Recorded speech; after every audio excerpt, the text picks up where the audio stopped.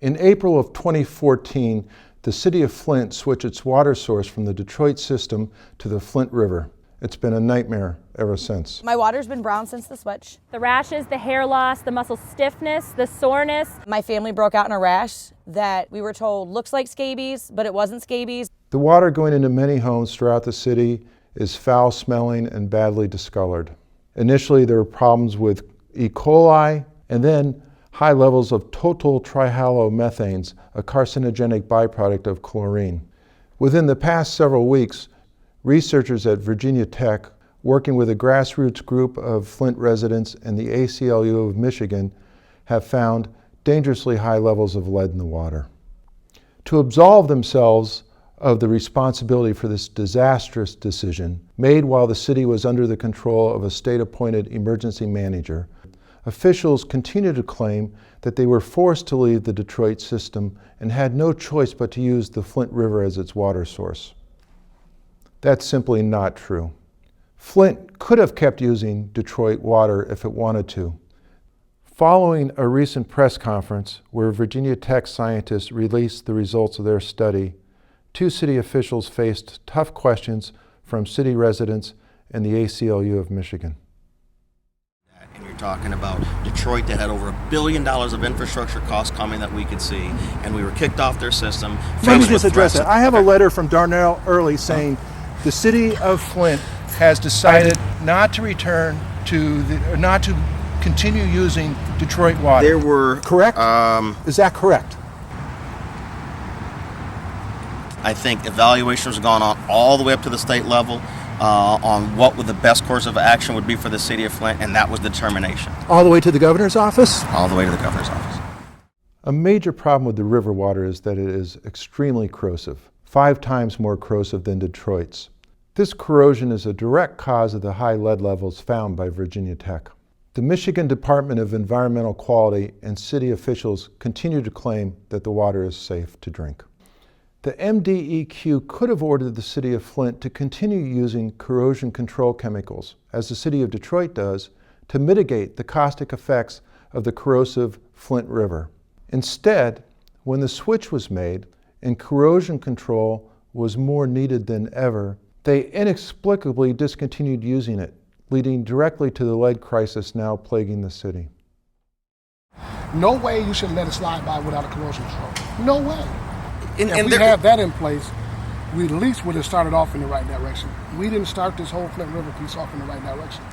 How could any reasonable person think that corrosion control was not required from day one? Well, and again, I think in the world of all the things we're doing, on how do we transition? Once I don't have to contend with Detroit's infrastructure, I contend with just the cities. Now it's directly coming off, impacting the water and sewer bill. Okay, but you've got to put the things in place to be able to do that. He asked you one question. Mm-hmm. Why did you think that was important in the first place? It's about corrosion. Why did you think that was important in the first place? I am angry that I am doing this stuff and drinking this water and doing this stuff, and I could die before my time.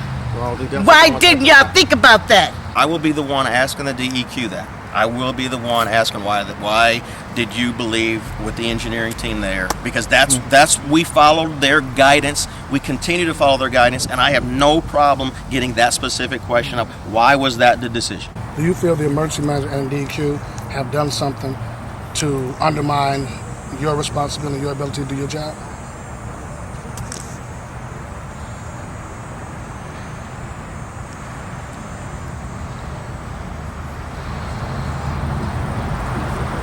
I can't say that. You're not answering, or you can't say it.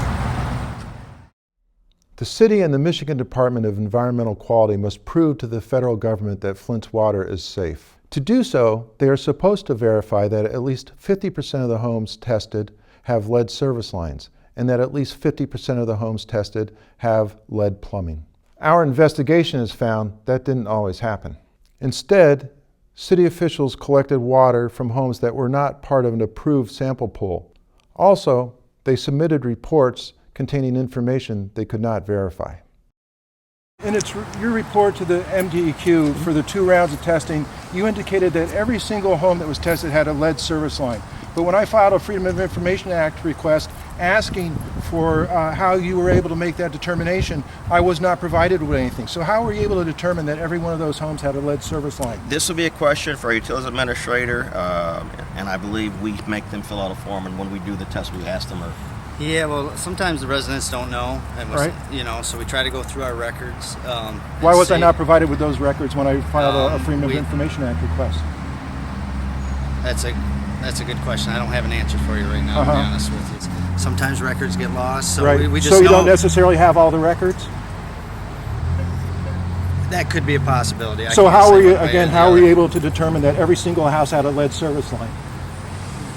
We're not really. We throw bottles out everywhere just to collect as many as we can to try to hit our number, and that's why we just turn in every result that we get in. You indicated on those reports that all those lines were lead service To lines the best of our knowledge. when you didn't have actual documentation for each house where you put that down, Yeah, we're still looking for the records. even though it's after the fact. And the compliance was based on those reports. That's how they base their compliance, yes. The problem is not necessarily high lead in the water. It's high lead in water and people don't know about it because they can't take steps to protect themselves.